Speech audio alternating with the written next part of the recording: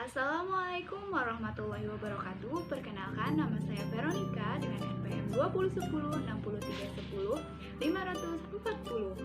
dari kelas 2C, mata kuliah Sejarah Matematika dengan dosen pengampu Ibu Atinwarni MPD untuk memenuhi tugas tokoh matematika dari program studi Pendidikan Matematika Fakultas Keguruan dan Ilmu Pendidikan Universitas Singapura Bangsa, Karawang. Saya akan memaparkan mengenai biografi dan sejarah hidup Al-Biruni, karya-karyanya, dan penghargaan yang telah ia raih. Nama lengkap Abu Rayhan Al-Biruni, tempat dan tanggal lahir Khawarizmi, Turkmenistan atau Khiva di kawasan Danau Aral, Asia Tengah, yang pada masa itu terletak dalam Kekaisaran Persia. Lahir pada tanggal 5 September 973 Masehi atau 362 Hijriah. Al-Biruni wafat di usia 75 tahun pada tanggal 13 Desember 1048 di Gaizna. Kita masuk pada sejarah hidup Al-Biruni. Orang-orang mengenalnya dengan sebutan Al-Biruni. Al-Biruni sendiri berarti asing. Hal ini dikarenakan dirinya menempati kawasan yang dihuni oleh orang-orang asing, tepatnya di pinggiran kota Khawarizmi, Turkmenistan. Dia menjadi seorang ilmuwan muslim besar pada abad pertengahan yang memberikan sumbangsih agung terhadap sejarah peradaban Islam. Ia merupakan seorang matematikawan Persia, astronom, fisikawan, sarjana, penulis ensiklopedia, filsuf, pengembara, sejarawan, ahli farmasi, dan guru. Ia juga seorang ilmuwan yang mengatakan bahwa bumi itu bulat. Pada usia 17 tahun, Al-Biruni sudah mampu menghitung garis lintang dengan menggunakan ketinggian matahari. Kontribusi penting dalam bidang geodesi dan geografi telah disumbangkan Al-Biruni. Dia telah memperkenalkan teknik mengukur bumi dan jaraknya menggunakan triangulasi. Favart Jones J. O'Connor dan Edmund F. Robertson dalam MacTutor Histories of Mathematics. Al-Biruni juga telah menghasilkan karya dalam bidang geologi. Salah satunya dia menulis tentang geologi India. Al-Biruni tumbuh dewasa dalam situasi politik yang kurang menentu. Ketika berusia 20 tahun, dinasti Khawarizmi digulingkan oleh Emir Ma'mun ibnu Muhammad dari Gurgan. Saat itu, Al-Biruni meminta perlindungan dan mengungsi di istana Sultan Nuh ibnu Mansur. Pada tahun 998 Masehi, Sultan dan Al-Biruni pergi ke Gurgan. Di Laut Kaspia, dia tinggal di wilayah itu selama beberapa tahun. Selama tinggal di Gurgan, Al-Biruni menyelesaikan salah satu karyanya, yaitu The Chronology of Ancient Nations. Sekitar 11 tahun kemudian, dia kembali ke Khawarizmi. Sekembalinya dari Gurgan, Al-Biruni menduduki jabatan terhormat sebagai penasehat sekaligus pejabat istana bagi pengganti Emir Ma'mun pada tahun 1017. Situasi politik kembali bergejolak menyusul kematian anak kedua Emir Ma'mun akibat pemberontakan. Khawarizmi pun diinvasi oleh Mahmud Ghazna pada tahun 1017. Mahmud lalu membawa para pejabat istana Khawarizmi untuk memperkuat kerajaannya yang bermarkas di Ghazna, Afghanistan. Al-Biruni adalah salah seorang ilmuwan dan pejabat istana yang ikut diboyong. Selain itu, ilmuwan lainnya yang dibawa Mahmud ke Ghazna adalah matematikus Ibnu Iraq dan seorang dokter, Ibnu Hamar. Dalam mencari ilmu, ia tidak hanya puas berada di satu wilayah. Ia banyak melakukan perjalanan ke berbagai daerah di Asia Tengah dan Persia bagian utara. Bahkan selama dalam perjalanannya melanglang buana itu, Al-Biruni pernah berada dalam satu himpunan sarjana muslim lainnya, seperti Ibnu Sina di Kurkang, Khawarizmi. Setelah berpisah, Al-Biruni dan Ibnu Sina tetap menjalin hubungan untuk mengadakan diskusi atau bertukar pikiran mengenai berbagai gejala alam. Untuk meningkatkan prestisi istana yang dipimpinnya, Mahmud sengaja menarik para sarjana dan ilmuwan ke istana Ghazna. Mahmud pun melakukan berbagai cara untuk mendatangkan mereka. Ibnu Sina sempat mendapat undangan bernada ancaman dari Mahmud agar datang dan menggabungkan pengetahuan yang dimilikinya di istana Ghazna. Meski Mahmud terkesan memaksa, Al-Biruni menikmati keberadaannya di Ghazna.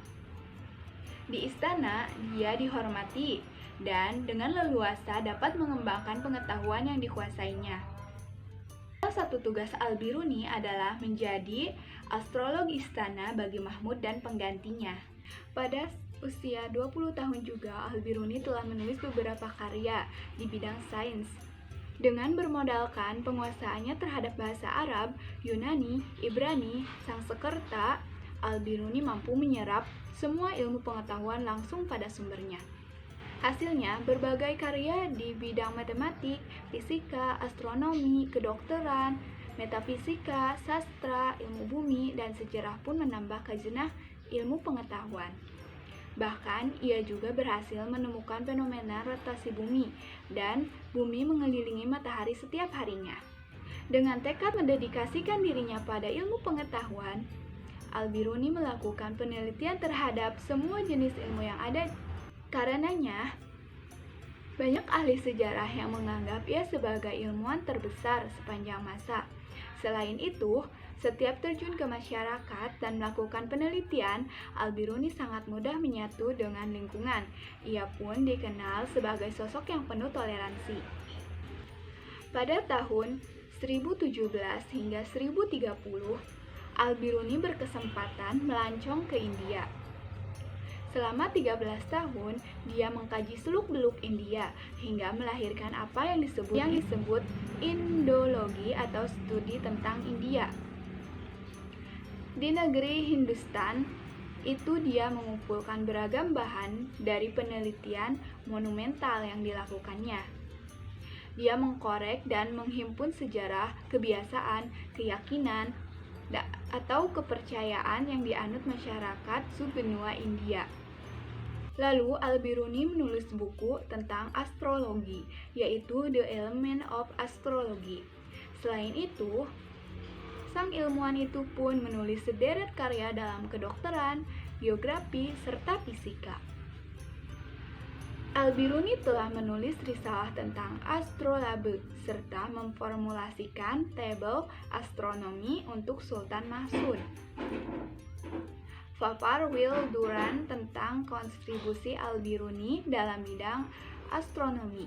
Dalam ilmu bumi, Al-Biruni pun menghasilkan sejumlah sumbangan penting, sehingga dia dinobatkan sebagai Bapak Geodesi. Dia juga memberi kontribusi signifikan kartografi, geologi, geografi, dan mineralogi. Kartografi adalah ilmu membuat peta atau globe. Pada usia 22 tahun, Al-Biruni telah menulis karya penting dalam kartografi, yaitu sebuah studi tentang proyeksi pembuatan peta. Al-Biruni tercatat sebagai pelopor eksperimental lewat penemuan reaksi waktu pada usia 27 tahun. Dia telah menulis buku sejarah yang berjudul Kronologi. Sayangnya, buku ini telah hilang.